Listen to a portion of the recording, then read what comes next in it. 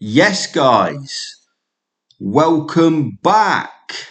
Happy Tuesday to you all. So, let's not beat around the bush. Let's get into it. All right. I mean, to be honest, I hope a lot of you heard what I said about the British pound and the Swiss franc. I said, news is going to kick in first thing Monday morning. They'll probably get a nice wick down and then a continuation. Well, that happened. So, ideal. And look at gold. We're going to look at gold and we're going to talk about gold because I'm still in this trade. I let everyone know on Instagram I'm still in it. Do you know what I mean? If I say I'm going to do something, I'm going to do it. If I say I'm entering a trade, I'm in a trade. If I get taken out of trade, I get taken out. That is it. There's no beating around the bush. That is literally it, guys. So, gold. And look at this. Like, I marked this up Saturday. Was it Saturday or Sunday? One of the two. I marked it up over the weekend. Said we'll get a pullback and a continuation around this area. Well, it's in front of your eyes, guys. It is in front of your eyes. I said this move, and I'm saying 3,500. We are going to 3,500, and I said we're going to get to 3,500 with a lot of power. And yeah, we are going to get there with a lot of power. And so, again, there's multiple reasons why I've taken this trade on gold. Multiple reasons, not just supply and demand. I've taken this trade on gold for multiple reasons. Like I've said in other videos, I look at the chart in such a way, like, I don't need no indicators. I'll be honest, I do not use the indicators or any form of indicator. I just read what is in front of me. Simple. That is it. So we've had pullbacks on gold. Let's get rid of. I don't really want to get rid of this, but we might have to get rid of it. So we've had nice pullbacks, But again, I talk about the staircase analogy. We've had pullbacks, but we're also having a bit of a staircase effect here, and the staircase effect can become a bit of an issue. And the reason why that is because price is struggling to break certain levels. It's taking its time. It's not getting up to 390 and thinking, look, 390. It's not getting up to 390 and thinking, oh, this is a walk in the park. We're just going to bust through this level. Something is in the way of it. And we look to the left here. There is supply. It's tapping into this supply. It tapped it here. It's tapping it here again. So we are tapping into supply.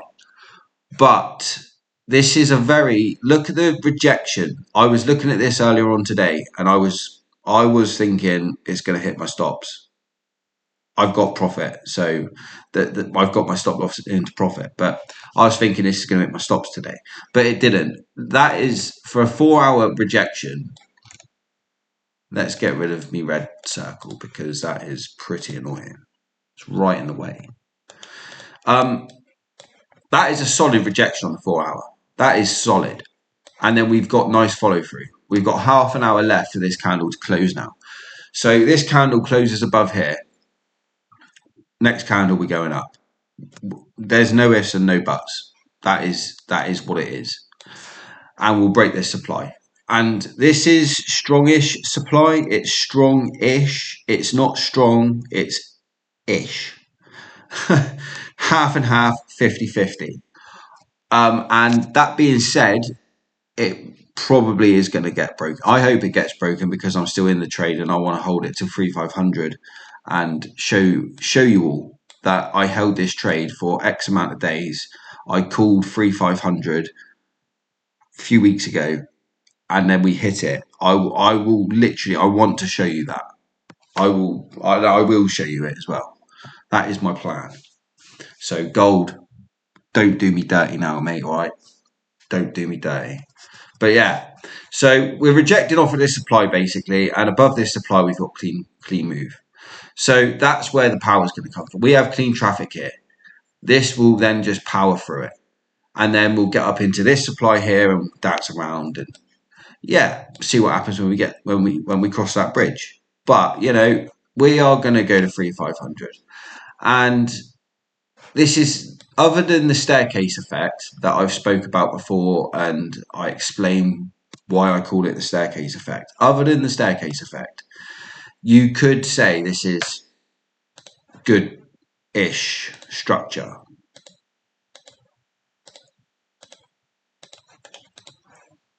Up, down, up, down, up, down. It's pullbacks. It's up, down, up, down. It's pullbacks. And you know what I say? I say it quite a lot. You know what I say about pullbacks? Pullbacks are healthy. Pullbacks are healthy, but it just, yeah, it's one of them where they could take a bit longer than anticipated. So, like the price I'm reading now, I'm reading this bearish engulfing on this hourly candle here. We could be having a retest of this area as well. So, you know, again, we've had 4 hours of bullish green candles. We've had 4 hours of bullish momentum to the upside. Sound. We need a pullback. That's cool. We'll have a pullback. The pullback will probably be, well, we're in it, really. I would expect the next bearish candle here on gold, I expect it to tap around these sort of areas and then go up. That's what my next play, that's what I'm saying on gold now. It'll be sort of that, or potentially that. That's the next few hours on the hourly. So keep an eye on it, guys. Keep an eye on it. Like, do you know what I mean? See what happens. But yeah, this move here is real nice. We've broken these highs now. We've broken these highs. We've broken these highs here as well. So we are, without a shadow of a doubt, we are in a 4 hourly uptrend now. Do you remember what I said over here over the weekend about this uptrending 4 hour uptrend? We've now broken it. It's now basically invalid because we've broken the structure here to taking these lows out around these areas. So that's an invalid uptrend now. So we've now, you know, we continued the downtrend. We hit some real solid demand, and this is the reaction that we like to get off of these demands. Hell of a reaction, and we've broken the downtrend lows, highs. Sorry, we've broken these highs. We've broken these highs. We've broken these highs. So we are, without a doubt, going up. We are going up, and we're going up with some force. I mean, it's sort of mirroring the same sort of candles going down as we are going up. So that's not a bad sign. But yeah, gold, happy days, to be honest. Let's just keep going to 3,500, and I will show you all. So a lot of people's been messaging me asking for me to have a look at EURUSD as well. So we'll just have a glance at EURUSD. And what I've seen already is the power of this 4 hour candle and the clean moves here. So the way this is going to be closing, it's going to be a similar scenario to gold. So it's going to be this. EURUSD is probably really likely to just do this. I'm not going to say it's going to reject this supply because it's a very key area of supply. I think we're going up here and then down. That's what I personally think on EURUSD. I have a real long-term vision for a pullback to the downside to real low levels and zones, and then you can get some nice long-term buys. But yeah, this is what I'm looking at for EURUSD. So let's look at the daily.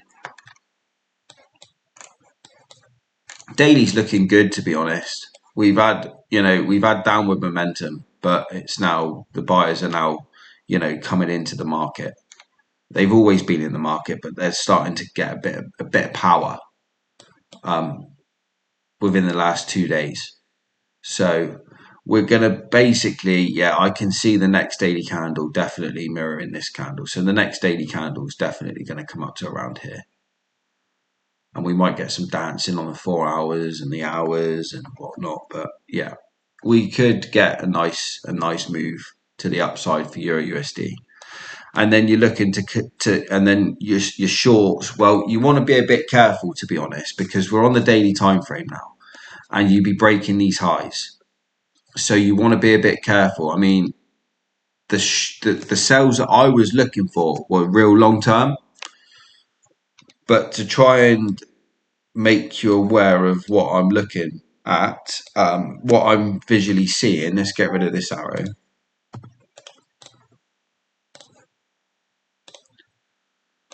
Is we break these highs. You know what I'm like. I explain it enough. You break these highs, sound. All right, we've broken these highs. But we then tap into the supply. Okay, happy days. But on the flip side, we are basically creating a new uptrend because we've broken these highs here and we've broken the lows. So this uptrend is invalid essentially because we've taken these lows. That low has been taken out. So this uptrend is essentially now invalid because we've had a low and this is the high and low, and so you know, I forgot what I was going to say. But no, what the point I'm trying to make is we'll probably get up into here, but I can just vision this going down, starting a pullback down to here, sorry, and then continuing going up. It's just food for thought, to be honest. Yeah, I mean, it could be a possibility. You just want to see these reactions, really, guys. You just want to see the reactions around here and here. We'll look for these reactions and then we'll make an educated assessment on it. And I'll spend more time on it. Again, it's the first time I've looked at it since the weekend. So, but you know, at first glance, we do want to be careful when we start breaking these highs. It's what I'm trying to explain to you. And this uptrend is invalid now because these lows have been broken, and then you would then create new structure, potential downward structure or upward structure. So we'll cross the bridges when we get to it, and we'll just keep an eye on it.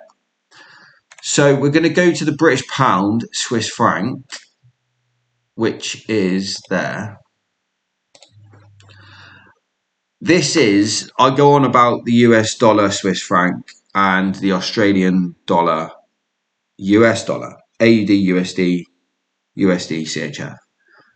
They are slow old girls. Second and first gear, that second and third gear. You know, they take a lot of time to get up some speed. Your standard Sunday driver. Well, I'm beginning to see the British pound Swiss franc is like a learner driver, to be honest. And they've only had about 2.5 hours in the driving seat. Like, everybody starts somewhere. I get it. I understand it. Just, you know, simple analogy that I know everybody can, you know, understand. So this is a learner driver. What we're looking at here now, in terms of it is slow. It's slow and steady and cautious. Slow and steady and cautious. It wins the race. Although you shouldn't be racing if you're a learner driver. But that being said, this is slow and steady.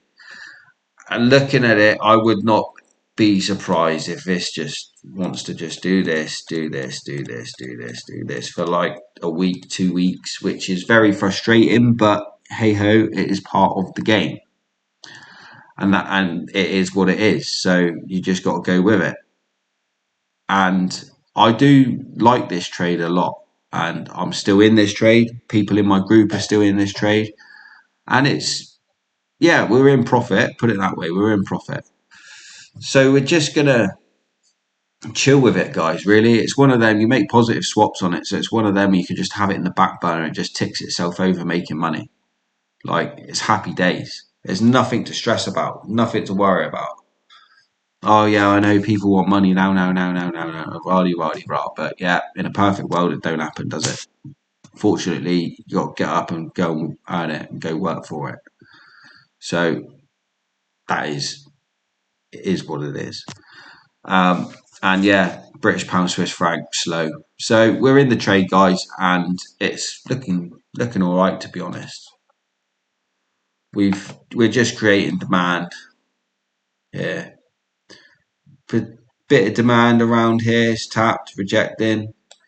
So yeah, the only thing I've just noticed is we haven't broke these highs here, which isn't the end of the world. It isn't the end of the world.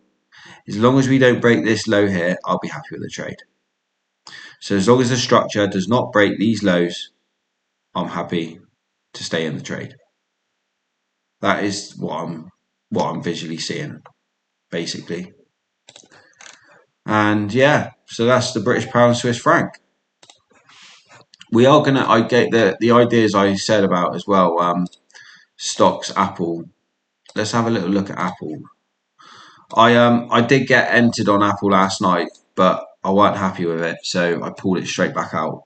Lost like literally nothing. I just didn't. I didn't trust it. I didn't trust it, so I got entered in around here, and then I basically it went up to there and I pulled it, but because of the swaps, I lost a bit, but it's fine. And I'm waiting for this gap down here. Basically, is what I'm waiting for. There's a little gap down here on Apple for long term gain. That's what I'm waiting for. Around 196, tap that, and then away we go. Away we go, definitely. So that's Apple. Orange juice and chocolate as well, wasn't it? Let's have a quick look at orange juice. Oh no, that's oats. Orange juice. Yeah, orange juice still chilling on the way down. I don't recommend orange juice to everybody, guys, to be honest, because it's real. The risk you put on this particular trade is quite high. So unless you manage your risk and unless you really know what you're doing, I wouldn't recommend trading orange juice. Plus, it's one of them where the oats, commodities, agriculturals, certain energies that you can't actually trade on certain brokers. There's only very few select brokers that you can actually trade, especially the agriculturals and the energies on. Yeah, a lot of them don't let you do it. I don't think many prop firms let you do it either, if I'm completely honest with you. But yeah, that was orange juice. This is cocoa. So cocoa, chocolate. I'm still waiting for cocoa. Yeah, still waiting for cocoa. I would not buy it now. Definitely not, because again, cocoa's another one where you got to be sensible with your lot size and be sensible with your risk, because it's another one that could easily burn. So cocoa's another one that we're just going to chill with until we get near to our entry. Wheat. What is this? Wheat? Yeah, wheat. Oh, hello. So wheat is at our entries now. Happy days. So I'm not personally triggered in the trade. I could manually enter it now, but I'm not going to.